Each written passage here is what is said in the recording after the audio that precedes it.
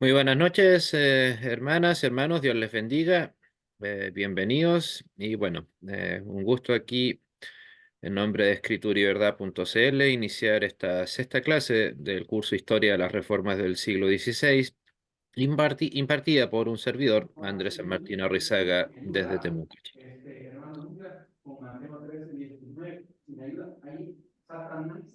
Bueno, ahora ya entramos, digámoslo así, en tierra derecha. Llega la llamada Reforma Luterana. Si bien continuó la polémica por las 95 tesis y la crítica a las indulgencias, aún había posibilidades de retractación. ¿Qué tantas o tan escasas? La verdad es difícil cuantificarlo, pero existían. O sea, de hecho, eso puede utilizarse incluso de parte del Vaticano como una muestra de la supuesta magnanimidad de la Inquisición, que daba la oportunidad supuestamente de estando ahí camino a la hoguera, de retractarte, pedir perdón y salvarte del fuego, como si te estuvieran haciendo un gran favor por eso. Pero estaba esa eventualidad, digamos, pero que claro, a la luz de la historia podemos decir que esa oportunidad era solo eso, una palabra, un nombre.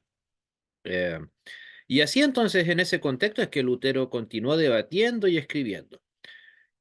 Como lo mencionaba en alguna ocasión anterior, por ejemplo, ahí comenzaron el debate con Juan Eck, que fue el único que tuvo sobre el tema de las 95 tesis. Eh, estuvo también debatió en Leipzig, una serie, pero básicamente todos los debates tenían que ver con el tema de la justificación y a la larga de la primacía papal. Entonces, comienza a verse entonces a fines del 1518, insisto, no antes, a un Lutero ya camino a ser un reformador, o sea, el Lutero, digamos que de una u otra manera nosotros conocemos. Pero, o sea, aquí ya había comenzado la prolija actividad literaria que tanto caracterizó a Lutero durante toda su vida. Pero bueno, llega el quiebre, a pesar de todo inesperado quiebre. O sea, yo creo que ni el Vaticano, ni Lutero, ni sus seguidores pensaron que iba a llegar a existir algo como una nueva o una distinta iglesia, que iba a haber un cisma. La verdad que eso no hay nada en sus escritos que dé a entender que hayan esperado ese tipo de hechos que tan, digámoslo así, tan fuertes. Nadie esperó una cosa así. O sea, tal vez estaban los radicales, pero ellos en realidad estaban más dedicados a la labor política que a la religiosa, por lo tanto no es algo que se pueda afirmar así, ok, ya en 1518 Lutero ya quería una nueva iglesia, estaba forjando una. No. No hay, de hecho, sus escritos siguen siendo a modo de debate, no a modo de enseñanza catequética, que sería lo propio de una nueva iglesia. Si Lutero hubiera tenido claro eso en 1518, en 1519, ya habría comenzado a escribir textos, digamos, eh, eh, de tipo, digamos, pastoral. Y en este caso todavía sus textos eran textos de tipo de debate, de polémica. Pero bueno, el punto de no retorno llegó en 1520 con dos hechos. A ver, ¿qué entendemos aquí por Ya te punto de... mudaste, ya te Con mudaste. el punto de no retorno es cualquier momento o un hecho puntual en el cual queda claro que el destino final que se ha de lograr, eh, si no sucedía ese hecho, no iba a llegar nunca. Por ejemplo, el punto de no retorno del quiebre eh, de la Alemania comunista, por ejemplo, fue la caída del muro de Berlín. O sea, no es necesario ser un gran erudito, un gran analista político para saber que sin el muro de Berlín, la Alemania comunista de Honecker, que tristemente pasó sus últimos días de vida acá en Chile, esa Alemania desaparecía. Así de fácil. No, o en casos más, o no más, sino derechamente vinculados a la libertad, por ejemplo, el punto de no retorno entre el enfrentamiento de las colonias británicas versus el Imperio Británico en lo que ahora conocemos como Estados Unidos fue el 14 o 15 de abril de 1775 en la madrugada con la batalla de Lexington y Concord. Como dijo Tomás de Quincy, el balazo que nadie supo quién realizó, pero que se escuchó en todo el mundo. Y con eso ya no había posibilidad de vuelta atrás, en estos casos que me refiero. O sea, ya eran hechos que sí o sí iban a derivar en la consecuencia que tuvieron. Y por parte de Lutero, ahí tal vez me equivoqué el orden en que los escribí, pero Lutero escribió estos tres textos que menciono aquí: la cautividad babilónica de la Iglesia, a la nobleza cristiana de la nación alemana y la libertad cristiana. Y como fruto de dos de estos textos, no de los tres, es que a Lutero finalmente se le deriva con la bula papal Exsurge Domine, o sea, como de costumbre el Vaticano apagando el incendio con benzina. La bula, en realidad, claro, llena de insultos a Lutero, dice que la iglesia tiene que defenderse de los jabalíes extraños que están atacando a la Santa Madre Iglesia, etcétera, ¿no? Y básicamente le daba, bueno, eso lo veremos después, disculpen. Pero bueno, ¿por qué fueron tan escandalosos estos tres textos?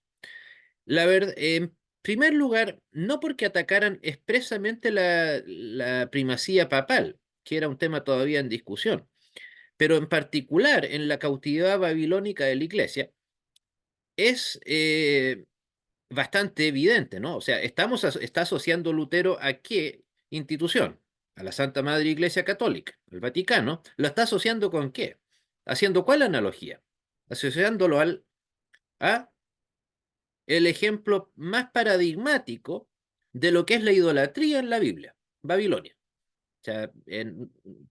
O sea, si lo analizamos someramente y les preguntara, ¿cuál es el máximo ejemplo de idolatría bíblica? Babilonia. O sea, en ese sentido, Lutero utilizó con la sapiencia escritural que lo caracterizaba, la mejor y más fuerte analogía que encontró. La verdad que no se me hubiera ocurrido la verdad, una más incisiva que esta. O sea, imagínense lo que tiene que haber sido para un obispo católico de aquella época leer que le estaban vinculando a su Santa Madre Iglesia con Babilonia. Más aún, sino los que algo de conocimiento tenían, conocimiento bíblico, lo llevamos al tema de Babilonia la Grande. Entonces, pero más allá de eso, está el hecho de que aquí se desbarata en este texto el concepto de los siete sacramentos. O sea, recuerden, el Vaticano sustenta su autoridad en su supuesto origen apostólico. ¿Por qué? Porque supuestamente este origen apostólico le da primacía por sobre las demás iglesias, primacía que es bastante absurda, como lo hemos hablado en ocasiones anteriores, que es bastante irrelevante por lo demás. Pero ¿por qué para ellos es fundamental? Porque esta primacía le da validez a sus sacramentos. O sea, de acuerdo al propio ordenamiento vaticano, si ellos no tienen primacía, o mejor dicho, la primacía es la que le da importancia y relevancia a los sacramentos. ¿Por qué? Porque todos son entregados por el famoso sacerdote, que es el supuesto legítimo ministro de Cristo. Entonces, o sea, curiosamente, los pastores anglicanos también, porque recuerden, ellos no han perdido la sucesión apostólica a los ojos del Vaticano, algunos sectores luteranos tampoco. Algo bastante contradictorio. O sea, son legítimos ministros de Cristo, pero hasta 1965 eran herejes, algo bastante paradigmático, ¿no? Entonces, Lutero lo que menciona aquí es que en este libro que habían solamente dos sacramentos, no siete, o dos y medio, si lo podemos decir de alguna manera. Y eso demuestra incluso la evolución doctrinal de Lutero, que los sacramentos son el bautismo, la Eucaristía y la penitencia. Pero la penitencia la pone como en un nivel inferior. Eh, Incluso hablando todavía, como les digo, de evolución doctrinal, en el caso de Lutero, en vez de hablar de Eucaristía, él habla del sacramento del pan. O sea, todavía no estaba tan prolija la idea de que ambas especies debían estar en el sacramento. Pero dice que aún así, esos dos, el mismo Vaticano se había encargado de corromperlos, por lo tanto no tenía sentido alguno, digamos, o validez alguna estos sacramentos. Por mucho ¿por qué? Porque estaba entregando una entidad babilónica. Bueno, también, ahora continuando, la otra es la nobleza cristiana de la nación alemana. Aquí Lutero en este texto le está escribiendo al alemán común, al pueblo alemán, en el buen sentido del término, no en el sentido, digamos, político que hoy en día tanto se utiliza para referirse a la palabra pueblo. Pero también, o sea, pero a través de sus nobles.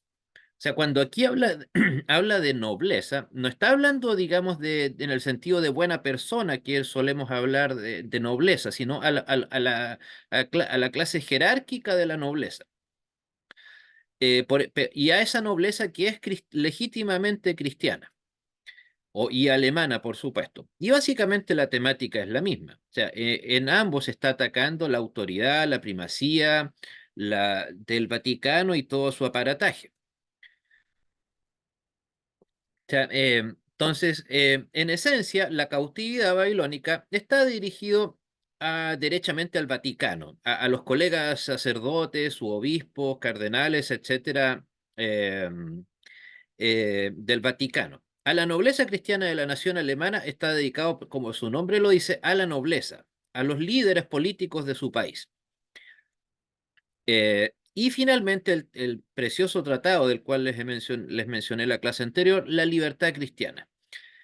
La verdad sorprende por qué sulfuró tanto a nuestros quisquillosos amigos del Vaticano, que haya sido, digamos, parte de los documentos de los cuales Lutero haya tenido que retractarse, la libertad cristiana. No sé si alguno de ustedes lo leyó, el que les envié por el chat.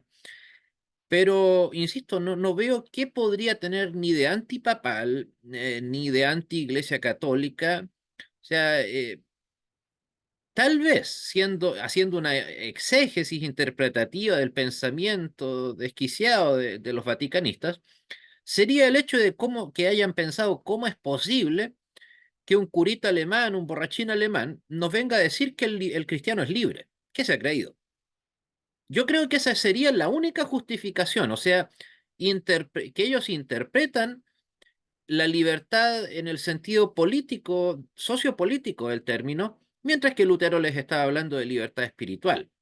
Pero bien sabemos, al Vaticano no le interesa que sus fieles tengan libertad ni política, ni social, ni económica, ni mucho menos espiritual.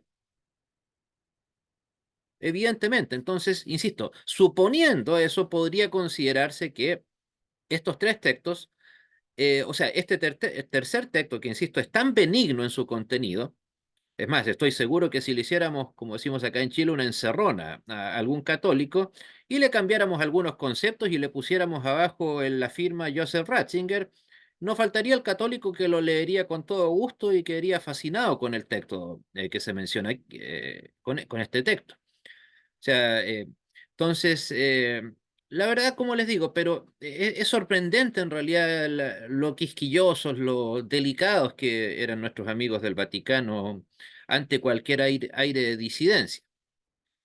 Eh, es presumible, de hecho, incluso que Lutero todavía no sabía de su decreto o amenaza de excomunión cuando fue escrito La Libertad Cristiana, de hecho. ¿Alguna pregunta, hermanos? Sí, profe, un pequeño detalle. ¿Es verdad que la bula papal Exurge Domine la firmó León X mientras andaba cazando cerdo? Que se sepa, la verdad, no creo. O sea, digamos, probablemente cazar cerdos era lo único que sabía hacer bien ese hombre, pero no, yo creo que esa tal vez es una caricaturización que con el tiempo se inventó para decir que básicamente eso, que lo único que hacía este hombre era cazar cerdos y que poco o nada se preocupaba de la El iglesia va- que él mismo dirigía.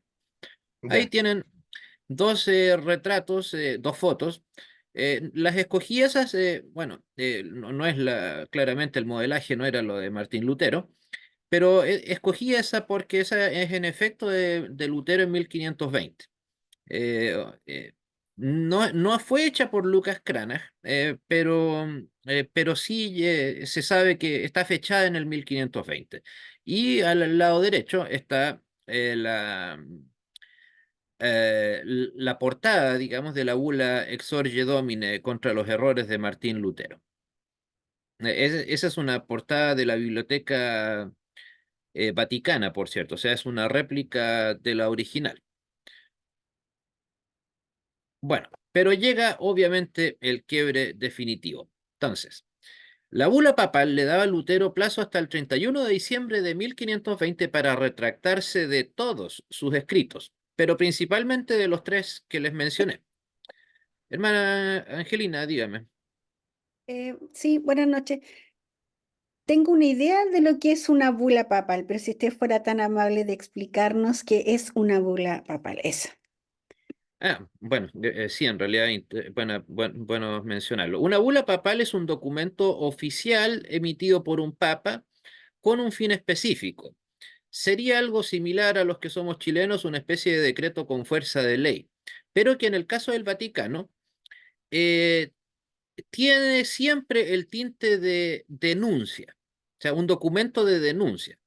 O sea, han habido bulas papales bastante fuertes, como la que, por ejemplo, les envié en el chat durante la semana, ¿no? Me parece que fue la bula Qua Absurdum. ¿Por qué? Porque estaba Paulo IV, no sé, tal vez estaba más desquiciado que León X, consideraba que los judíos eran una amenaza para los católicos en Italia. En este caso, la bula era pensada en la amenaza que era Martín Lutero para la iglesia. Eh, ¿Cuál era una bula? Una de las en estas últimas décadas han estado bastante escasas las bulas papales, pero insisto, básicamente son eso, documentos que representan algún tipo de denuncia ante alguna amenaza dentro del Vaticano. O sea, para los ojos del Vaticano, pero en particular del Papa. Y que yo creo que en vista del bajo nivel intelectual que tiene esta gente, en esa época al menos, yo creo que en la mayoría de los casos eran escritas por algún asesor. No creo que León X haya tenido el intelecto como para escribir la bula Exsurge Domine. Eh, por cierto, Exsurge Domine significa literalmente levántate, Señor. Hermana Yuraima, dígame. Ajá, y yo creo que la bula papal también llevaba sellos sí del Vaticano, ¿verdad? O sea, tiene, Creo tiene, haber escuchado que iban los sellos del Vaticano. ¿Ah? es que al ser emitida por el Vaticano, por supuesto, ¿Sí? tiene que tener la voz del Vaticano. O sea, no es un documento, Ok, ok. Sí, digamos, me como, dijeron insisto, que que tiene fuerza de ley para cualquier seguidor del Vaticano. O sea, no es un documento que se preste a discusión, sino que simplemente lo único que cabe hacer para un católico ante una bula es simplemente la obediencia, acatar y obedecer, nada más. Entonces, esta bula llegó a manos de Lutero el 15 de junio, eh, perdón, fue emitida el 15 de junio y llegó a manos de Lutero, curiosamente, un 4 de julio de 1520. Insisto, le daba plazo a Lutero para retractarse de todos sus escritos. Por eso, eso es un detalle también que fortalece la tesis de un servidor que les entregué la semana pasada respecto de las 95 tesis. Si las 95 tesis hubieran sido realmente relevantes, tanto para Lutero como a los ojos del Vaticano, eh, habría sido mencionada en la bula las 95 tesis, pero simplemente no lo son. O sea, digamos, tal vez lo peligroso que tenían a los ojos del Vaticano es que las 95 tesis atacaban el bolsillo del Vaticano, mientras que estos tres o los demás documentos lo que atacaban eran las enseñanzas del Vaticano. Pero bien, insisto, bien sabemos que el Vaticano, la disidencia, la diferencia de opinión, ni siquiera en temas administrativos está permitida, por lo tanto cualquiera de estas cosas les iba a parecer aborrecible. Eh, Insisto, entonces tenía hasta fines de ese año para retractarse de aquellos escritos, de todos. Ay, perdón. Entonces, pero llega entonces, por lo tanto, el quiebre definitivo. Espero haberlo escrito bien, pero a estos tres documentos que les mencionaba, el documento La cautividad babilónica de la Iglesia, a la nobleza cristiana de la nación alemana y la libertad cristiana, eh, se les llama los Reformationschriften. O sea, hasta el día de hoy se les conoció y conoce con ese concepto, con los escritos de la Reforma, porque en la práctica fueron los que la desencadenaron. Y sí, se les puede, insisto, con excepción de la libertad cristiana, eran derechamente anticatólicos, no así las 95 tesis. Eh, bueno, como era más que esperable, Lutero no se retractó nunca, ni verbalmente ni por escrito, sino al contrario. Y quemó el texto de la bula frente a la iglesia de Wittenberg el 10 de diciembre de 1520. Esa, en efecto, podríamos decir que es la fecha en la que Lutero quiebra ya con el Vaticano. Por eso, como les comentaba la clase anterior, si tuviera que dar una fecha en donde se inicia ya una iglesia dividida, separada del Vaticano, yo pondría, o sea, como el aniversario de la Reforma, un servidor elegiría esa fecha, 10 de diciembre de 1520. Eso sí sucedió, se sabe con plena certeza, no hay, digamos, luz de duda al respecto. Y entonces eso llevó a que se firmara el decreto de excomunión de Lutero el 3 de enero de 1521. Bueno, esa imagen, si bien no es contemporánea a Lutero, pero sí, ahí muestra el hecho del que les hablo.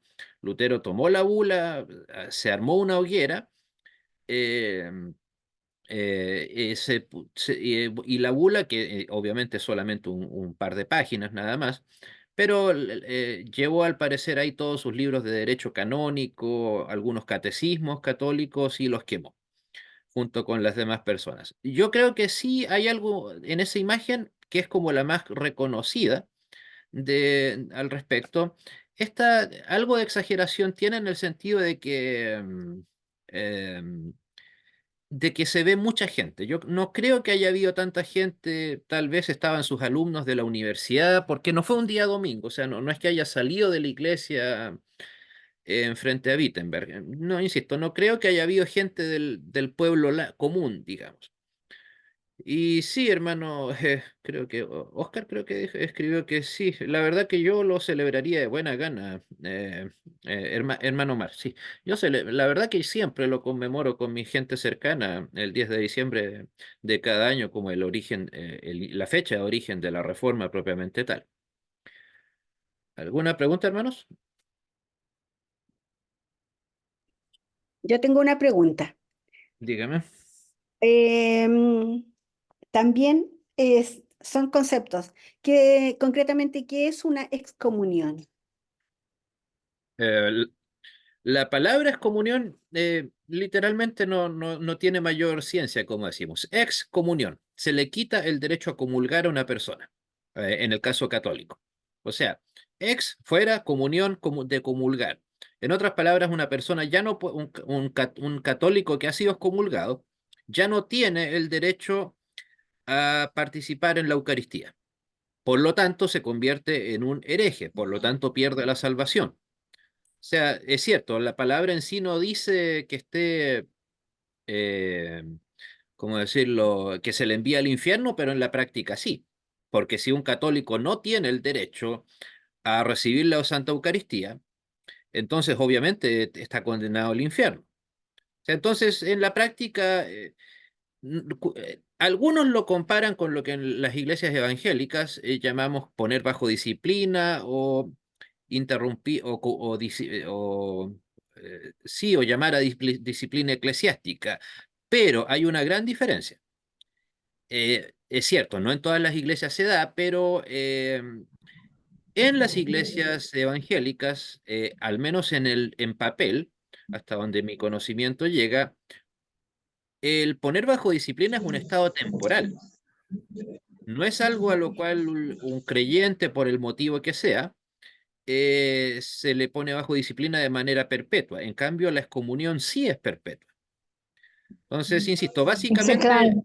se le quita a la persona sus derechos como miembro comulgado, o mejor dicho, un católico, al ser excomulgado, pierde todos sus derechos como miembro comulgante. O sea, no se le permite recibir la hostia. Ya si esa persona la va y va a una parroquia donde no lo conocen, ya es otro tema. Pero en todo caso, piénselo así: Adolf Hitler, católico romano; Heinrich Himmler, católico romano; eh, ¿cuál otro? Arthur Seyß-Inquart, alto personero austríaco también, católico romano; Adolf Eichmann, el famoso nazi que fue descubierto acá en el sur de Argentina, católico romano devoto, y él recibió la Eucaristía mientras estuvo en el juicio paródico que se le hizo cuando lo secuestraron acá escondidos las fuerzas israelitas y se lo llevaron a juicio a Jerusalén. O sea, para que vean la inmoralidad de esta gente del Vaticano, que, ok, no digo que tengan que haber felicitado a Lutero ni a los protestantes que vinieron después, es lógico que no, pero les preocupa más una diferencia de opinión que tener a un criminal enfrente. Insisto, Adolf Eichmann recibió la Eucaristía estando en la cárcel esperando su ejecución. O sea, él nunca, de hecho, es muy probable que Adolf Eichmann, haya llegado a Argentina escondido con la ayuda del mismísimo Vaticano. Entonces es algo bastante paradójico, o sea, como que se preocupan, por qué no decirlo, de estupideces, pero a verdaderos criminales que han sido parte de las honorables filas del Vaticano jamás les ha llegado la excomunión, ni siquiera ha pasado por la mente. O acá los que son chilenos recordarán el caso de Caradima, el infame pedófilo aquel. Eh, ¿Y a qué fue lo que se le condenó por parte de la Santa Madre Iglesia? Creo que una vida de oración y meditación. Creo que así fue la condena, entre comillas, que recibió por parte de la Congregación para la Doctrina de la Fe, la que dirigió Ratzinger hasta antes de ser papa. Hermano Pablo, creo que usted había pedido la palabra, disculpe.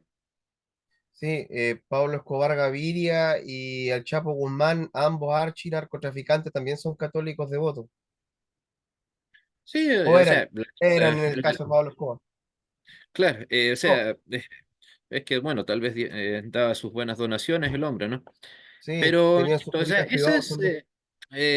digamos, es una de las tantas muestras, yo creo yo, el método de la excomunión es una muestra de las tantas muestras de la inmoralidad del Vaticano. Insisto, eh, o sea, estamos hablando de estos personajes que les acabo de mencionar y son hermanos del Vaticano. Y nosotros, los protestantes, seguimos siendo hermanos separados. O sea, para ellos, como se podrán dar cuenta, es más grave una diferencia de opinión, que no digo que tengamos que ser hermanos en Cristo, pero eso, pero al nivel de todo lo que se nos critica, no. Pero no hay problema con un criminal nazi, con un criminal comunista. Creo que Fidel Castro, de hecho, también él nunca, digamos, fue nacido confirmado católico. Y así, insisto, la lista podría ser muy grande. Eh, en fin, pero bueno. Eso pasó, disculpe, profe, eso pasó el 10 de diciembre de 1520, eso que estamos viendo. Sí, eso exactamente en el mediodía del 10 de diciembre de 1520. Ya. Tácitamente, no formalmente, tácitamente ahí ya Lutero dejaba de ser católico romano. O sea, el decreto de excomunión, obviamente, el Vaticano no puede ser o sea, un miembro no puede ser el que tenga la última palabra. Por eso el decreto de excomunión fue el 3 de enero del año siguiente, pero simplemente es una cosa de que los documentos llegaran al Vaticano, volvieran a Alemania, a Marburgo probablemente, a Mainz, perdón, a Mainz, que es la ciudad, digamos, donde estaba el arzobispo de Mainz, que es como el superior directo de los católicos en aquella época, y entonces ahí ya procedía la excomunión de Lutero. Entonces ya Lutero en ese momento, formalmente, se convertía a mucha honra en un gran hereje. Por cierto, hablando de gente excomulgada, si bien como este curso no incorporará esa parte por razones de tiempo, nosotros como hispanoparlantes tenemos el gran honor de tener entre nuestras filas a alguien que incluso recibió el honor de ser un heresiarca, excomulgado por el Vaticano. O sea, un título que insisto, no sé, que me insulte un católico quiere decir que estamos haciendo las cosas bien. Me preocuparía si recibiera los halagos del Papa. Pero heresiarca, o sea, el hereje de los herejes, eso significa heresiarca, fue nuestro querido Casiodoro de Reina. Ignoro por qué a él se le dio más importancia que al mismo Lutero en un sentido cuantitativo. O sea, Lutero era un hereje, comillas solamente, pero Casiodoro de Reina, curiosamente, fue declarado hereje de herejes. No sé, diciendo que ambos tradujeron la Biblia, ambos fueron propagador de herejías, sí tiene razón, hermano, propagador de herejías, pero curiosamente, insisto, ese cargo o ese honor se lo dieron a Casiodoro de Reina, pero no a Martín Lutero. Es algo tal vez por las influencias de la Iglesia Católica Española, que era mucho más poderosa que la Iglesia Católica Alemana, evidentemente. Puede que haya sido por eso, no lo sé. Pero como un dato, como dicen por ahí, anecdótico. Bueno. Y aquí entonces, en este contexto, con un Lutero ya excomulgado, o sea, un Lutero ya hereje, es que llega la famosa dieta de Worms. La dieta no era lo que le pagan a nuestros honorables congresistas acá en Chile, no. La dieta era, recordemos, Alemania estaba formada por más de 300 reinos, principados y ducados relativamente independientes entre sí, que en parte de ellos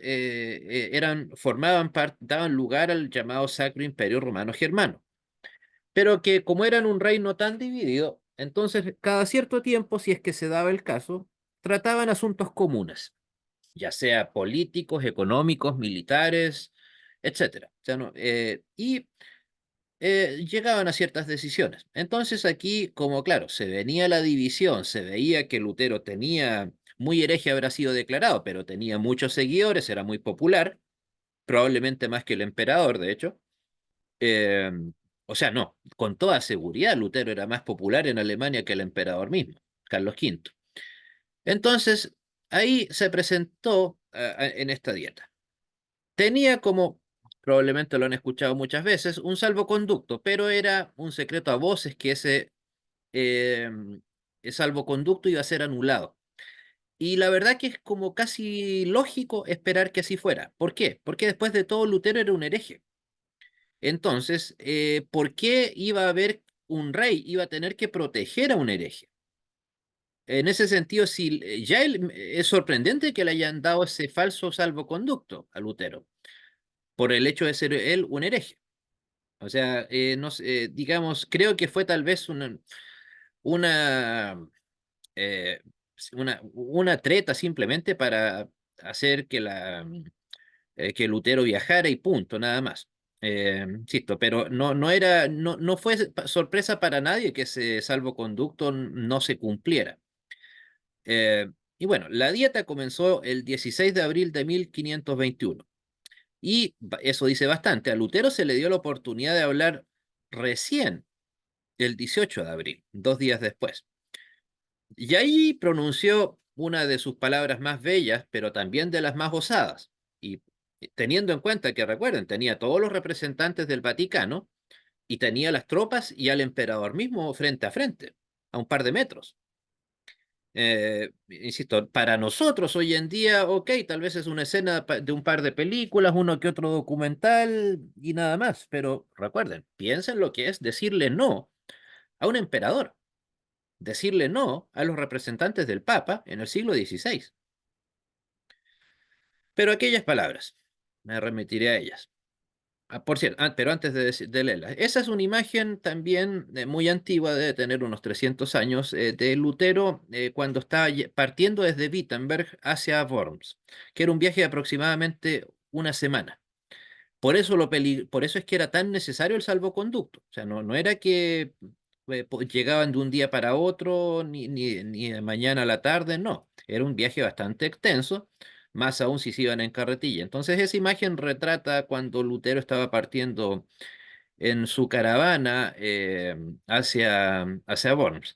Dentro de las cosas que se sabe, sí, es que se tomaron resguardos de seguridad por parte de los seguidores de Lutero. O sea, en ningún momento, y eso seguramente hizo más lento el viaje, el Lutero junto a los que estaban arriba del carruaje iban solos. La idea era precisamente era que hubiera más gente acompañándolo si es que se aparecían católicos furibundos a intentar de asesinar a Lutero, cosa que era más que razonable suponer.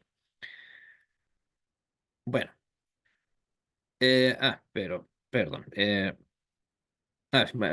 Me confundí. Pero bueno, la verdadera intención en realidad en Worms, antes de decir las famosas palabras de Lutero, era tener una excusa para ejecutar a Lutero, no una posible reconciliación. Recuerden, Lutero ya era un hereje, no había posibilidad de reconciliación.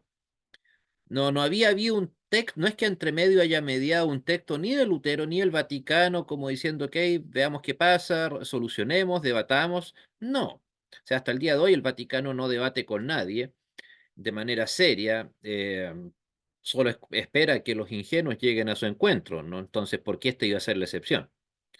Entonces, aquí Lutero en sus alegatos en parte atacó el papado, pero, o sea, no en parte, sino que atacó al papado, no al papa o al emperador en sí mismo, lo cual creo que fue una jugada muy astuta de parte de Lutero, porque así no podían decirle este papa en sí mismo es el malo, sino es la institución propiamente tal la del problema. Juzgue usted, digamos, así podría parafrasearse un poco, eh, digamos, las palabras de Lutero.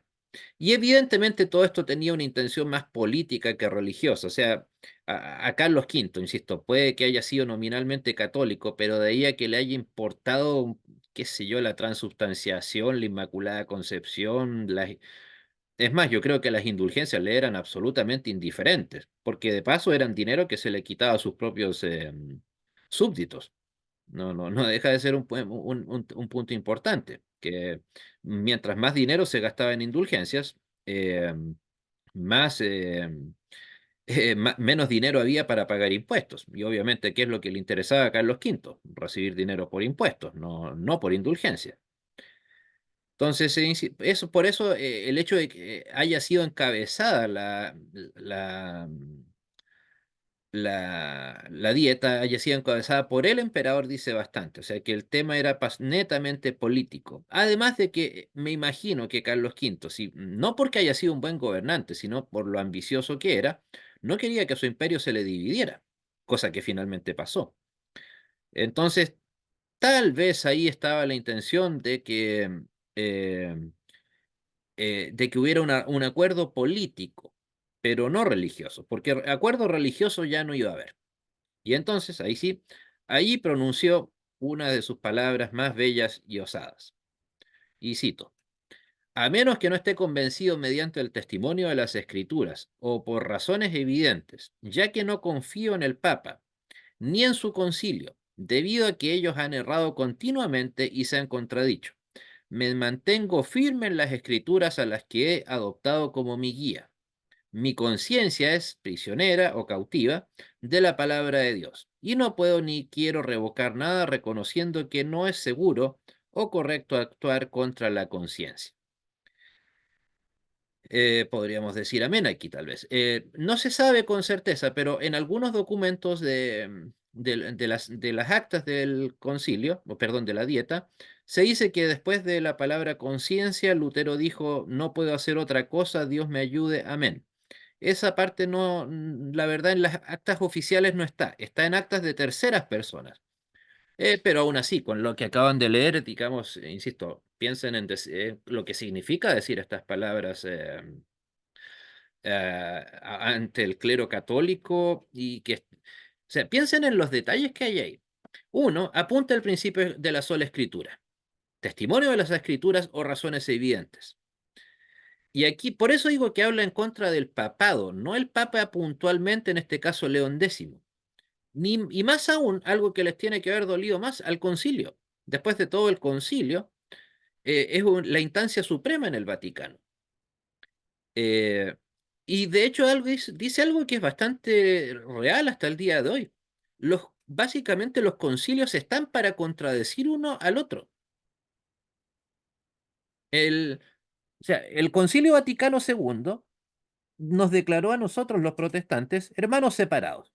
¿Acaso con eso no están contradiciendo a todos los papas entre 1520 hasta 1965? O sea, el- pareciera que el dogma católico está hecho para o pensado en que vaya cambiando.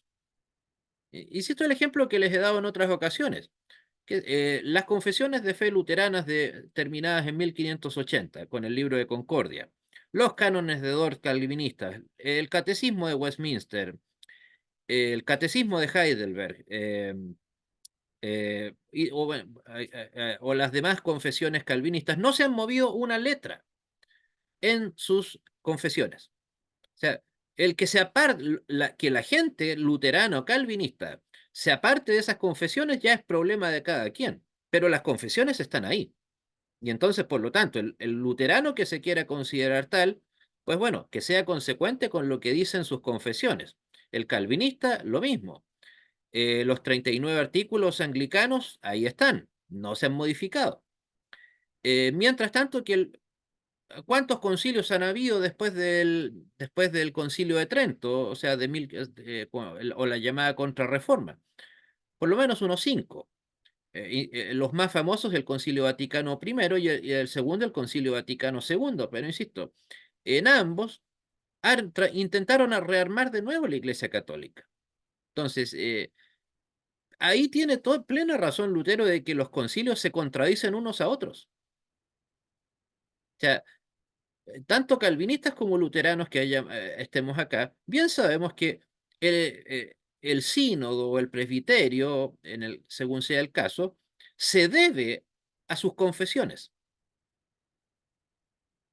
No podemos decir, o en confesiones no tan antiguas como la Confesión Bautista de Fe de Londres de 1689. En teoría, todos estos documentos son los que dan origen al pensamiento teológico de cada iglesia. No es que los calvinistas puedan ponerse a decir, ok, es que ya no vamos a tomar en cuenta nuestros documentos fundacionales y ahora vamos a comenzar a creer en el libre albedrío. No, o sea, no pueden pasar por alto sus confesiones. Los luteranos no podemos decir, ok, ahora vamos a creer que la justificación eh, es por obras, o que ahora vamos a creer en 7 sacramentos y no en 2. No, nuestras iglesias se deben a sus confesiones. ¿Por qué? Porque son inamovibles. Y está bien que sí sea. Llámenos vetustos, a la antigua, como quieran, me da igual. Eh, eh, entonces, claro, como dice bien Omar, nuestra fe es confesional, sí. Eh, en internet. Bueno, por cierto, algunas palabras puede que cambien según la traducción. Algunas traducciones, recuerden, de este documento vienen del latín, otras vienen del alemán. Entonces, algunas, de hecho, dicen han pecado continuamente. Eh, en vista del resto del documento, me atrevería a decir que la traducción más correcta es pecado. Perdón, errado. Porque aquí no está hablando, digamos, en el resto del documento que pueden leer ahí, no se está hablando del pecado propiamente tal. Pero, insisto, es una suposición. Pero nuevamente, apela otra vez al principio de la sola escritura. Es cierto, ni Lutero ni Calvino nunca enarbolaron una frase que escribieran nosotros creemos en la sola escritura. ¿No? No, pero eso no quiere decir que sea un documento, o sea, un emblema que esté plenamente presente en el pensamiento de los reformadores. Eh, pero la frase, insisto, que lamentablemente ha sido abandonada por buena parte del mundo protestante, es mi conciencia es cautiva de la palabra de Dios. Y claro, lamentablemente hoy en día, cada vez que podemos, muchas iglesias protestantes revocan y dejan de reconocer lo que durante 500 años creímos. Pero, y también piensen ahí, no es correcto O sea, mi conciencia es cautiva de la palabra de Dios. O sea, importante que él menciona la palabra mi conciencia. Ahí eso también es una especie de guiño al concepto del sacerdocio universal de los creyentes. O sea, yo, creyente, tengo derecho a que mi conciencia se las arregle con Dios, independiente del Papa ni en su concilio, etcétera. Dios y yo, o Cristo y yo, si lo quieres decir de otra manera. Pero no es, insisto, en estos documentos, cada palabra tiene, digamos, alguna connotación y no creo que esta sea la excepción. ¿Algún comentario, hermanos, hermanas?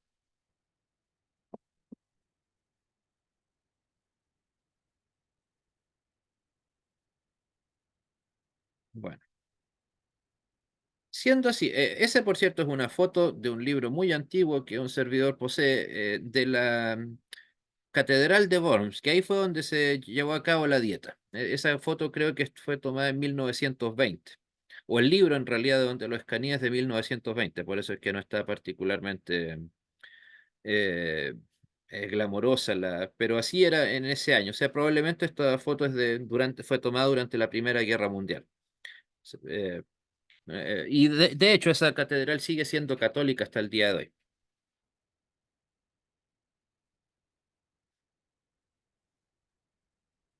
Y bueno, ¿qué vino después? Con la bula ya Lutero, como lo acabamos de mencionar, era ya un hereje. Pero ahora, Lutero lo que hizo fue declararse en rebeldía ante el emperador, y por lo tanto era un delincuente común, que de hecho siguió siéndolo hasta el fin de sus días. Entonces podía ser ejecutado bajo cualquier circunstancia. No recuerdo me parece, cuál programa, pero hará unos 10 años. Y el dinero que se ofrecía por la cabeza de Lutero vivo o muerto, en euros del año 2000, alguien hizo el cálculo y equivalía a 15 millones de euros. No sé, eso será cuánto, unos 18, 19 millones de euros del día de hoy. Para que tengan una idea de más o menos, pero la cosa era tan simple como llegar a decir, ok, aquí tengo el cuerpo de Lutero, yo mismo lo ejecuté en nombre de la Santa Madre Iglesia o en nombre del Sacro Imperio Romano Germano, aquí está el cadáver de Lutero, págueme. Aunque no seamos ingenuos, evidentemente sabemos que el Vaticano no iba a pagar un centavo em, eh, por lo que pudiera, digamos, ofrecer en favor de algo, ¿no? Bien sabemos que el Vaticano es bueno para cobrar, para pagar lo dudo bastante. Pero el punto concreto es ese, o sea, la vida de Lutero estuvo en riesgo formal hasta el fin de sus días. ¿No? La amenaza de muerte nunca dejó de correr en contra de Lutero. Y bueno, también lo que era más que esperable, o sea, si ya al citarse a la dieta de Worms no había mucho ánimo de que las cosas se arreglaran, después de la dieta de Worms nunca existió la intención de reunificar la iglesia. Incluso hoy, estos últimos 100 años, más o menos, no 80, en donde se ha puesto de moda la herejía ecumenista, en donde el Vaticano se nos muestra, intenta tratar más amable, más simpático, como más indoloro, que ya no somos herejes, no somos hermanos separados, y que tienen un consejo pontificio para fomentar la unidad de los cristianos, que fue la que logró que los herejes de la Federación Luterana Mundial firmaran la aberrante Declaración Conjunta para la Doctrina de la Justificación en 1999. Ok, pero más allá de ser unos simples retoques, ¿qué cambio sustancial podría decirse que ha habido en pro de la mal llamada unidad de los cristianos? O sea, para empezar, eso es un error doctrinal en sí mismo. Después de todo, la Iglesia de Cristo no tiene que trabajar para ser una. La Iglesia de Cristo ya es una, independiente de que haya un acuerdo doctrinal con el Vaticano o no. El punto es que simplemente el Vaticano no es parte de ese cuerpo de Cristo. Así de fácil. El punto es que, claro, para esta gente, los que están a favor del movimiento ecuménico, eh, lo que es importante es la unidad en apariencia, testimonial de la iglesia cristiana. Y como si se pudiera hacer una iglesia católica apostólica, pero no romana, pero con luteranos, calvinistas, presbiterianos, bautistas, pentecostales adentro. Insisto, o sea, eso es algo que va más allá de cualquier lógica, no sé, simplemente no es nada más que creo yo, un juego infantil, insisto, creer que este tipo de unidad que pretenden algunos, no todos, por cierto, vaya a lograrse. No lo veo ningún sentido y no vale la pena tampoco desgastarnos en eso. Pero bueno, y aquí, en los últimos minutos de esta clase, bueno, se inicia el más grande legado de Lutero. Ah, pero por cierto, antes, ¿alguna pregunta, hermanos? Sí. No, Dígame. no entendí eso de por qué la diapo anterior, de que luego de la dieta de Born nunca existió la intención de reunificar. ¿Por qué? ¿Qué podría haberse reunificado? Eso no entendí. O sea, que de manera bien sencilla, que en vez de haber una iglesia separada del Vaticano, volviéramos a ser todos uno solo. O sea, Ya, analizando la historia, podemos ver cómo la primera gran muestra de fuerza que tuvo el Vaticano fue cuando se llevó a cabo, y eso lo estudiaremos en la parte final de este curso, la llamada Contrarreforma, que de nuevo fue otro intento del Vaticano de apagar el incendio con benzina, que lo único que hizo fue fortalecer las leyes de la Inquisición, declararnos herejes, fortalecer el canon, o que la lectura de la Biblia debía ser solamente en latín y con los libros apócrifos incluidos. Por lo tanto, la idea, o sea, de que la facción luterana, ahora llamémosla así, versus la católica, volvieran a ser una, en realidad no pasó más allá de ser un simple discurso y hasta por ahí nada más de algunos, pero de que eso haya sido realmente un intento de tener una nueva iglesia cristiana otra vez. O sea, no lo hicieron ni con la iglesia ortodoxa, que llevaban ¿cuánto? 400 años separados con el Vaticano. No lo habían hecho en lo más mínimo, mucho menos lo iban a hacer ahora que esto pasó. La diferencia es que la iglesia ortodoxa se separó de ellos y ellos de la ortodoxa, mutuamente se excomulgaron, pero en zonas geográficas distintas. O sea, los cristianos de Oriente a la iglesia ortodoxa, los de Occidente a la católica romana. Y eso fue el año 1053. O sea, llevamos entiendo. 1053, 1100, 200, 300, 400, más de 450 años y no habían hecho nada en favor de la, comillas, unidad de los cristianos. ¿Por qué iban a hacer algo ahora? Y de hecho nunca lo han, es más, nunca lo han hecho. Sí, 1053, gracias. Pero bueno, entonces, se inicia el más grande legado de Lutero. Y sí, el más grande, incluso más que la Santa Iglesia Luterana. Llegó al castillo de Wartburg, cerca de Eisenach, el 4 de mayo de 1521. Recordemos, después de que se fingió un secuestro por parte de las tropas de Federico de Sajonia, y se le llevó escondido ahí, incluso sin saber hasta a dónde era, a dónde estaba siendo llevado. O sea, de hecho, probablemente Lutero ni siquiera sabía que el secuestro era un secuestro falso, ni siquiera sabía el lugar al que estaba llegando. Y ahí se le comenzó a tratar con el nombre de Junker Georg. Y ahí tradujo, o comenzó a traducir la Biblia, pero en particular el Nuevo Testamento y los Salmos. O sea, ya por sí sola, como lo dice ahí, esta obra habría resultado un gigantesco legado a la humanidad. Por sí sola. Insisto, aunque no hubiera habido reforma, aunque no hubiera habido iglesia luterana, lo que quieran. Solamente ya la idea de traducir un libro antiguo como la Biblia, pasarlo, en este caso el Nuevo Testamento, a lengua moderna, ya cambió el chip cultural, de la idea de que la literatura y más aún, en este caso, la Biblia debía estar al alcance de todos. O sea, por lo tanto, fue una revolución de tipo religiosa, cultural, patriótica, lingüística, educacional.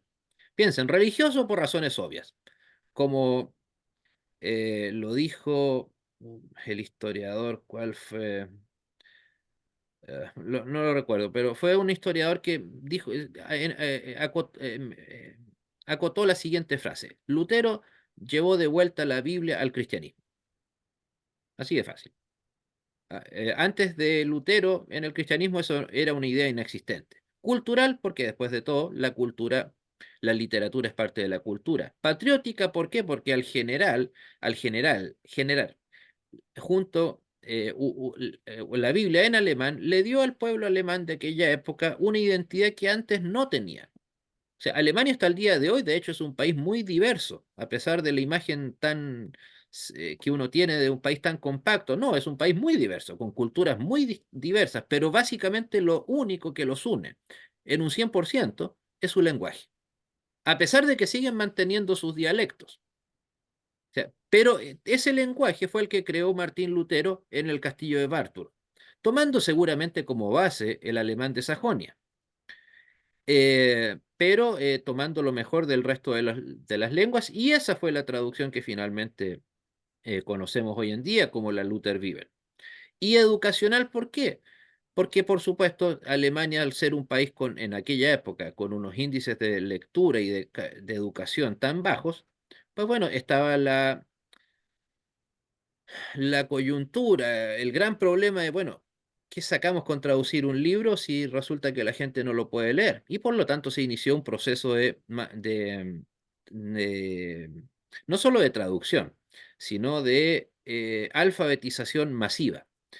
Hay un documento, de hecho, de Lutero, creo que del 1523, que se llama Sobre la necesidad de crear y mantener escuelas cristianas, que podría decirse que es el primer documento educacional de la Reforma propiamente tal. Si bien, por cierto, Calvino escribió mucho sobre la educación también, eh, los anglicanos en Inglaterra también hicieron mucho al respecto, pero por un tema cronológico, solamente cronológico, el primer documento fue ese: crear y mantener escuelas cristianas. ¿Para qué? Para que la gente simple y sencillamente aprendiera a leer.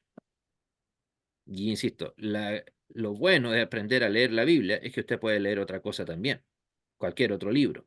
Entonces, no es que haya sido esa revolución educacional circunscrita solamente al mundo netamente religioso, si lo quiere llamar así, sino a cualquier aspecto de la cultura. Hermano Ovidio, dígame. Sí, buenas noches, pastor. Vengo ingresando, pero la verdad que este es un tema bien importante, el cual nos llama mucho la atención y por eso estamos acá. Escuchaba que hubo una división entre la iglesia católica y la ortodoxa. ¿A qué se debieron esas diferencias para esa La- separación?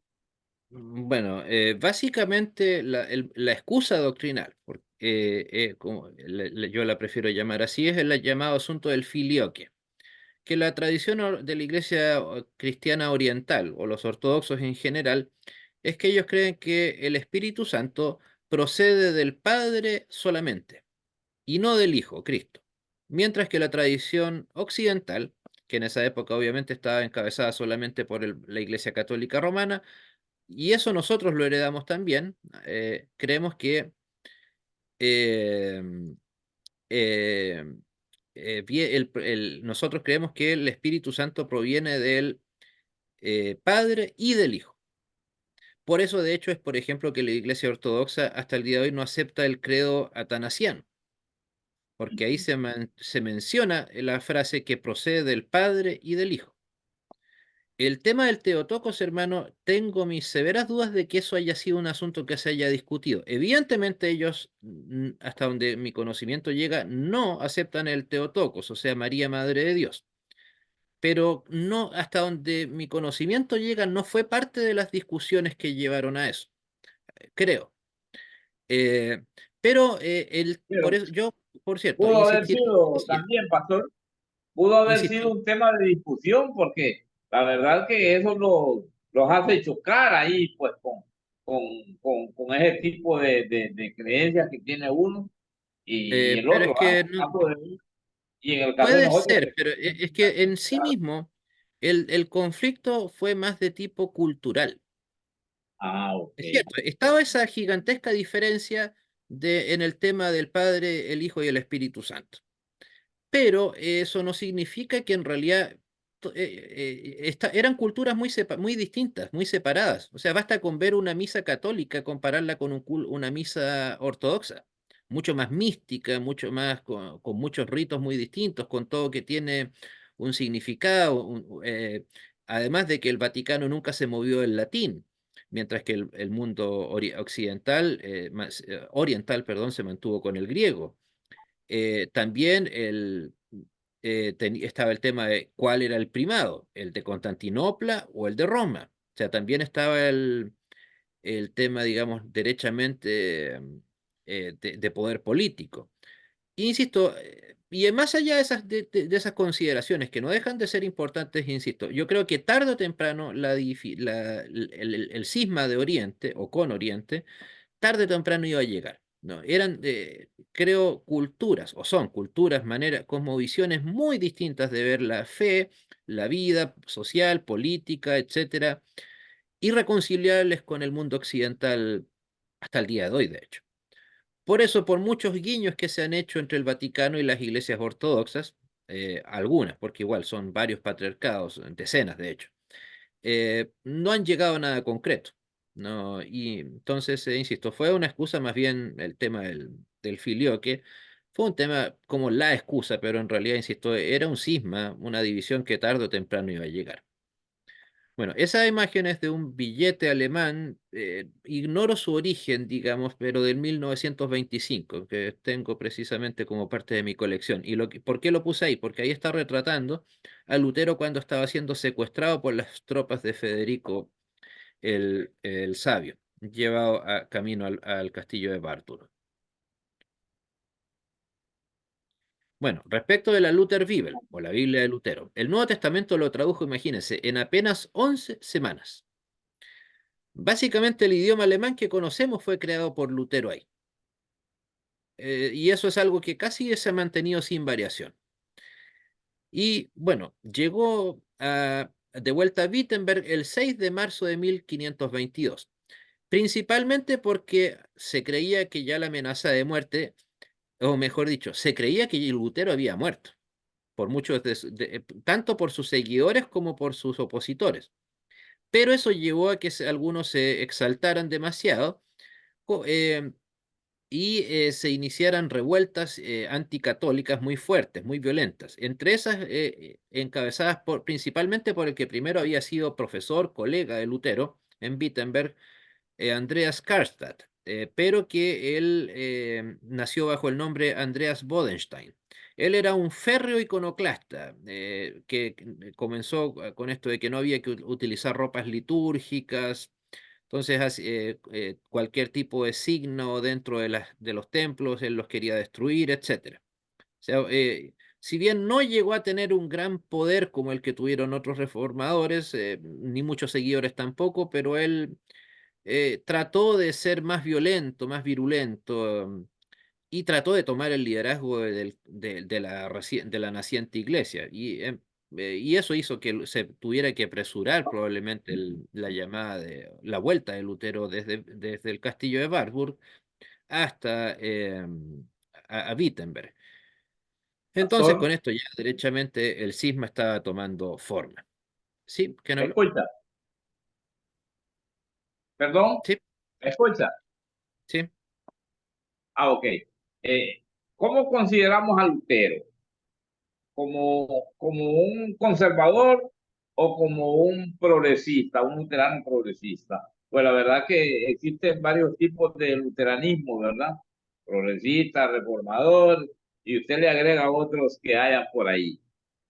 Usted me dice, Bueno, no me imagino a Lutero siendo un relativista como lo hace la gran mayoría de los luteranos del siglo XX en adelante, o no, XIX incluso en adelante, o llegando a acuerdos doctrinales con otras iglesias, cualquiera que ésta sea. En ese sentido, digamos, Lutero, y eso se puede ver en su catecismo menor, por ejemplo, se ve lo celoso que era por la doctrina, por lo tanto, probablemente alguien con la personalidad de Lutero habría sido puesto bajo disciplina eclesiástica con bastante severidad en las iglesias luteranas liberales, si es que se les puede llamar luteranas, pero sea, Lutero era alguien demasiado firme en sus convicciones como para poder considerarlo una especie de liberal en el sentido negativo del Conservador, término. 100%. Sí, o sea, él no veo, incluso como católico. Siendo Lutero, cuando él todavía era un católico totalmente conservador. Por algo se hizo agustino. Sí. Entonces, sí, de todas maneras, un conservador en ese sentido y uno bastante riguroso, diría yo. Ahí pueden ver una foto que debe tener, creo que es del año 2018. Me la envió un querido amigo que su hijo es fotógrafo y la tomó allá mismo él en Wartburg. Esa es una foto, como les digo, moderna del castillo de Wartburg. La verdad que la foto y la calidad de la imagen es preciosísima. El castillo en sí mismo no es, digamos, una maravilla de castillo comparado con otros que existen en el resto de Europa y tampoco el resto de Alemania, pero la verdad que esa foto sí le da un toque bastante especial. Curiosamente, dentro de tal vez por ser Eisenach, una ciudad muy pequeña, nunca, no, durante la Segunda Guerra Mundial no recibió ningún bombardeo el castillo de Wartburg. Y gracias a Dios, esa ciudad fue de las pocas ciudades, o de Eisenach y Wartburg, o Wittenberg también, Eisleben, tal vez, insisto, porque eran ciudades muy pequeñas, no recibieron las generosas bombas de la Royal Air Force durante la Segunda Guerra Mundial. Una pregunta, pastor. Disculpe que yo hace poco me hicieron llegar el libro del profesor Walter, un alemán que ha estudiado los escritos de Lutero. Yo, Ovidio Flores, estoy interesado en conocer mucho más de la historia de Martín Lutero, a quien le agradecemos porque formamos parte de esa cadena que desde hace un tiempo venimos estudiando en la Academia Cristo y queremos seguir aprendiendo más y conociendo más de Martín Lutero, un líder que en sus años nos representó a todos los que hoy le seguimos sus pasos. ¿Usted tiene información o ese libro que le hablo, que usted lo debe conocer, del profesor Walter, habla de la vida de Lutero o usted No, tiene y me la pueda compartir en algún PDF para el, guardar? el libro al que usted hace mención es el libro Ley y Evangelio de Walter, de Calvert, Correcto, que fue el sí, fundador del Sínodo Luterano de Missouri en el perfecto. 1840, si mal no recuerdo. 1811, por ahí creo, algo así. Sí, o sea, nació en 1811, pero Algo ese así, libro, correcto. muchos es que para empezar eso no fue escrito como un libro. Walter lo que hizo fue primero escribir 21 tesis, si mal no recuerdo, o sea, tesis bastante cortas, Pero, y lo pero que son conocemos el 25, libro Ley y 25 creo que Evangelio, son. Ujú. Ley y Evangelio, hermano, es las clases que él dictó estando ya en Estados Unidos como profesor del Sínodo de Missouri, allá en San Luis. Y Ok, ese es el contenido del perfecto. libro que usted menciona. Pero sí, está digitalizado, yo mismo lo digitalicé ese libro, de hecho. Le voy a pedir aquí públicamente con testigos, como dicen con los demás hermanos, si me pueda compartir información en PDF sobre la vida de Lutero. Me gustaría conocer parte de lo que usted ya conoce. Ok, bueno, y esa es una imagen también bastante icónica de la estadía de Lutero en el castillo de Wartburg, porque cuenta la leyenda que mientras Lutero estaba ahí traduciendo la Biblia, se le apareció el demonio y que Lutero para espantar al demonio le tiró un frasco de tinta. A ver, de que Lutero en alguna ocasión le tiró un frasco de tinta a la pared, eso sí, es totalmente certero. Obviamente, el tema del demonio, ni Lutero lo expuso por escrito. No me extrañaría, conociendo la furibunda personalidad de Lutero, qué sé yo, que a Lutero le costó traducir algún versículo tal o cual, no encontraba la palabra exacta y se enrabió y tiró la tinta hacia la pared. El problema es que lo que la gente que no tomó nota de eso fueron los turistas. Entonces, en el cuadro de Lutero, o sea, perdón, en el claustro que Lutero tenía ahí, claro, llegó la tinta, estaba ahí, y con el tiempo la gente comenzó a sacar la tinta para llevársela a escondidas de a poquito, así un par de gramos apenas. Entonces, cuando ya comenzaba a perderse la tinta, los guardias del castillo volvían y pintaban de nuevo. Y la gente, creyendo que todavía esa era la tinta, volvían y sacaban. Y así sucesivamente hasta el mismísimo siglo XX. Por eso es que en el, en la habitación de Lutero en Wartburg, en esa parte hasta el día de hoy hay un tremendo forado, de tanto que la gente fue sacando tinta. Y finalmente lo que hicieron fue que hasta el día de hoy, de hecho, hay una especie de cordel que separa esa parte para que la gente no ingrese y siga sacando eh, más supuesta tinta de Lutero, ¿no? Pero, o sea, insisto, ¿es real el hecho de que Lutero tiró tinta a la pared? Sí. Pero de ahí a que haya tenido algo que ver con el demonio, qué sé yo, eso ya por supuesto no es en lo más mínimo real. Es un mito.